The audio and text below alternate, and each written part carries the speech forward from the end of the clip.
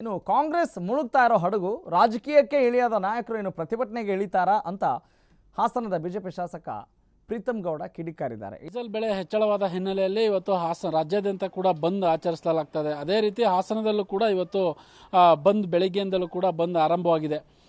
ಇನ್ನೂ ಕೂಡ ಕೆಲವೊಂದು ಕನ್ನಡ ಪರ ಸಂಘಟನೆಗಳಾಗಿರ್ಬೋದು, ಕೆಲವೊಂದು ಪಕ್ಷಗಳಾಗಿರ್ಬೋದು ಇದುವರೆಗೂ ಕೂಡ ಬಂದ್ಗೆ ಬೆಂಬಲವನ್ನು ಸೂಚಿಸುವ ಹಿನ್ನೆಲೆ ಇವಾಗಲೂ ಕೂಡ ಕಾಣಿಸ್ತಾ ಇಲ್ಲ.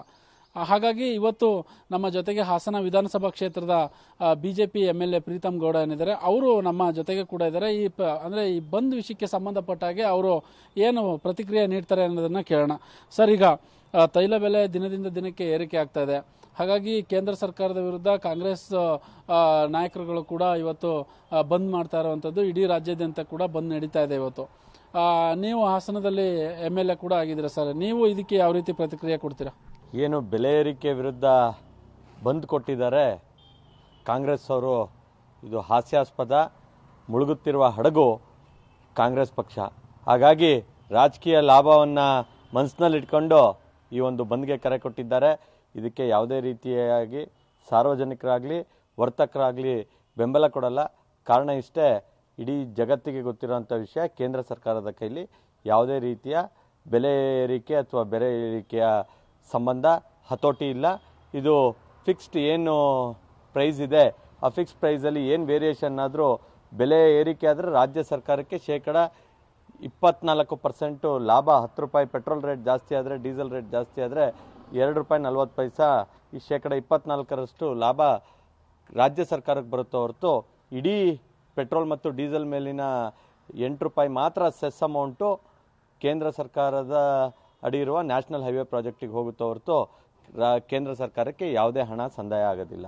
ಹಾಗಾಗಿ ವಿನಾಕಾರಣ ಕೇಂದ್ರ ಸರ್ಕಾರವನ್ನು, ನರೇಂದ್ರ ಮೋದಿ ಅವ್ರನ್ನ ಗುರಿ ಮಾಡಿಕೊಂಡು ಏನು ಈ ಪೆಟ್ರೋಲ್ ದರ ಹೆಚ್ಚಳದ ಬಗ್ಗೆ ಮಾತಾಡ್ತಾರೆ, ಇವರಿಗೆ ಕನಿಷ್ಠ ಜ್ಞಾನನೂ ಇಲ್ಲ.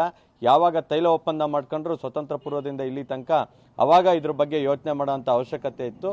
ಇವಾಗ ಶೇಕಡ 82% ಆಯಿಲನ್ನು ಆಮದು ಮಾಡಿಕೊಳ್ಳುವ ಭಾರತ ದೇಶಕ್ಕೆ ಯಾವುದೇ ರೀತಿಯ ಕಂಟ್ರೋಲ್ ಇಲ್ಲದೆ ಇರೋದು ಏನು ಸಿಸ್ಟಮ್ ಇದೆ ನಮ್ಮ ಪೂರ್ವಜರು ಅಂತೇಳಿ ಹೇಳೋದಕ್ಕಿಂತ ಕಾಂಗ್ರೆಸ್ ಅವರು ಏನು ಒಂದು ಒಪ್ಪಂದ ಮಾಡ್ಕೊಂಡಿದ್ದಾರೆ ಅದೇ ಮಾರಕ ಆಗಿದೆ ಹೊರತು ಇಂದಿನ ಸರ್ಕಾರದ ಯಾವುದೇ ಕೈಯಲ್ಲಿ ಇಲ್ಲ. ಅದೇ ರೀತಿ 2013ರಲ್ಲಿ ₹82.37 ಪೆಟ್ರೋಲ್ ರೇಟ್ ಇತ್ತು, ಇವತ್ತು ₹83 ಇದೆ. ಹಾಗಾಗಿ ಹಾಸ್ಯಾಸ್ಪದ ಅಂತ ಹೇಳಲಿಕ್ಕೆ ನಾನು ಇಷ್ಟಪಡ್ತೀನಿ. ಸರ್, ಈಗ ಹಾಗಾದ್ರೆ ₹82 ರೇಟ್ ಆಗಿದೆ ಸರ್, ₹82.72 ಈಗ ಹಾಲಿ ಪೆಟ್ರೋಲ್ ರೇಟ್ ಇರುವಂತದ್ದು. ಹಾಗಾದ್ರೆ ಇದು ಸಾರ್ವಜನಿಕರಿಗೆ ತೊಂದರೆ ಆಗ್ತಾನೆ ಅಲ್ವಾ? ಸಾರ್ವಜನಿಕರಿಗೆ ತೊಂದರೆ ಆಗ್ತಾ ಇದೆ, ಆದರೆ ಸಮಸ್ಯೆ ಇರೋದು ಅಂತಾರಾಷ್ಟ್ರೀಯ ಮಾರುಕಟ್ಟೆಯ ಸಮಸ್ಯೆ. ಈಗ ಚೀನಾ ಮತ್ತು ಅಮೆರಿಕದ ನಡುವೆ ಏನು ಒಂದು ಎರಡು ಬಲಿಷ್ಠ ಆರ್ಥಿಕ ದೇಶಗಳಿದೆ, ಅವರ ಹಗ್ಗಜಗ್ಗಾಟದಲ್ಲಿ ಇಡೀ ಪ್ರಪಂಚ ಏನು ಒಂದು ರೂಪಾಯಿ ಅಥವಾ ಕರೆನ್ಸಿ ಏನಿದೆ ಅದರ ಎಫೆಕ್ಟು ಎಲ್ಲ ದೇಶಗಳ ಮೇಲೂ ಬೀಳ್ತಿದೆ. ಆದರೆ ವಿಶೇಷ ಅಂತ ಹೇಳಿದ್ರೆ ಭಾರತ ಡಾಲರ್ ಅಗೇನ್ಸ್ಟು ಸ್ವಲ್ಪ ಮಟ್ಟಿಗೆ ಕುಸಿತವನ್ನು ಕಂಡಿದೆ ಅನ್ನೋದು ಬಿಟ್ಟರೆ ಬೇರೆ ಎಲ್ಲ ಕರೆನ್ಸಿಗೂ ಸದೃಢವಾಗಿ ನಿಂತಿದೆ. ಹಾಗಾಗಿ ಇಲ್ಲಿ ಏನು ಆಮದು ಅಂತೇಳಿ ಹೇಳಿ ನೀತಿ ಇದೆ, ಆ ನೀತಿಯಿಂದ ನಾವು ನಷ್ಟ ಅನುಭವಿಸ್ತಿದ್ದೀವಿ ಹೊರತು ಕೇಂದ್ರ ಸರ್ಕಾರದ ಇವತ್ತು ನಿನ್ನೆ ಬಂದು ಆ ಒಂದು ನೀತಿಯನ್ನು ಮಾಡಿಲ್ಲ ಅನ್ನೋದು ಇಲ್ಲಿ ಗಮನಿಸಬೇಕಾದ ವಿಷಯ. ಸರ್, ಈಗ ನಿಮ್ಮ ವಿಧಾನಸಭಾ ಕ್ಷೇತ್ರದ ಸಾರ್ವಜನಿಕರಿಗೆ ನೀವು ಇವತ್ತು ಬಂದ್ ಬಗ್ಗೆ ಏನು ಹೇಳಲಿಕ್ಕೆ ಬಯಸ್ತೀರಾ? ನಮ್ಮ ಹೊಗೆ ರಹಿತ ಒಂದು ಅಡುಗೆ ಮಾಡಬೇಕು ಅನ್ನೋ ಕಾರಣಕ್ಕೆ ಗ್ರಾಮಾಂತರ ಪ್ರದೇಶದ ಮಹಿಳೆಯರಿಗೆ ಉಚಿತ ಗ್ಯಾಸ್ ವಿತರಣೆ ಮಾಡಿದೆ. ಅದೇ ರೀತಿ ನಮ್ಮ ಇನ್ಶೂರೆನ್ಸ್ ಸ್ಕೀಮ್ ಏನು ಕೊಟ್ಟಿದೆ, ಇದೆಲ್ಲ ಅಭಿವೃದ್ಧಿ ಕಾರ್ಯಗಳನ್ನ ಮತ್ತು ಇಂಡಿವಿಜುವಲ್ ಏನು ಬೆನಿಫಿಟ್ಸನ್ನು ಕೊಟ್ಟಿದೆ, ಇದು ಕೇಂದ್ರ ಸರ್ಕಾರದ ಕೊಡುಗೆ.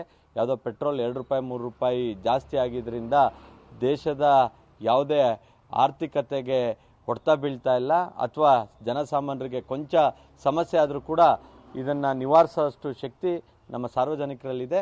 ನಾನು ಕೂಡ ಒತ್ತಾಯ ಮಾಡ್ತೀನಿ, ಕಾಂಗ್ರೆಸ್ ಅವರು ಯಾವುದೇ ದೇಶದ ಬಗ್ಗೆ ಮುಂದಿನ ದಿನಗಳಲ್ಲಿ ಒಪ್ಪಂದ ಮಾಡಬೇಕು ಅಂದರೆ ಸಾರ್ವಜನಿಕವಾಗಿ ಚರ್ಚೆ ಮಾಡಬೇಕು, ಎಲ್ಲರ ಅಭಿಪ್ರಾಯ ಪಡ್ಕೊಂಡು ಮಾಡಬೇಕು ಹೊರತು ಏಕಾಏಕಿ ಮಾಡಿ ಈಗ ಗೂಬೆಯನ್ನು ಬೇರೆ ಸರ್ಕಾರದ ಮೇಲೆ ಹೊರಿಸೋದನ್ನು ಕಮ್ಮಿ ಮಾಡಬೇಕು.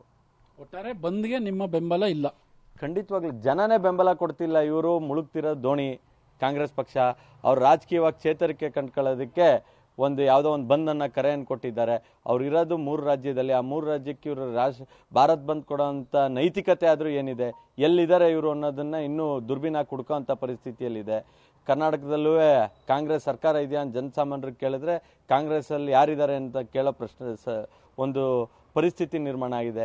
ಅಂಥದ್ರಲ್ಲಿ ಕಾಂಗ್ರೆಸ್ ಪಕ್ಷ ಭಾರತ ಬಂದ್ ಕೊಡೋದಕ್ಕೆ ಅವರ ಅಸ್ತಿತ್ವ ಇಲ್ಲದಿರೋ ಕಡೆ ಅವರು ಭಾರತ್ ಬಂದ್ ಮಾಡ್ತೀವಿ ಅಂತ ಹೇಳಿದ್ರೆ ಜನ ಅವರಿಗೆ ಯಾವುದೇ ರೀತಿಯ ಗೌರವ ಕೊಡಲ್ಲ ಅನ್ನೋದು ನನ್ನ ಭಾವನೆ. ಇದಿಷ್ಟು ಹಾಸನ ಬಿಜೆಪಿ MLA ಪ್ರೀತಮ್ ಗೌಡ ಅವರು ಹೇಳುವಂಥ ಮಾತು. ಕ್ಯಾಮ್ರಾ ಪರ್ಸನ್ ಸುನಿಲ್ ಜೊತೆ ಪ್ರಕಾಶ್ ಬೆಳವಾಡಿ, TV5 ಹಾಸನ.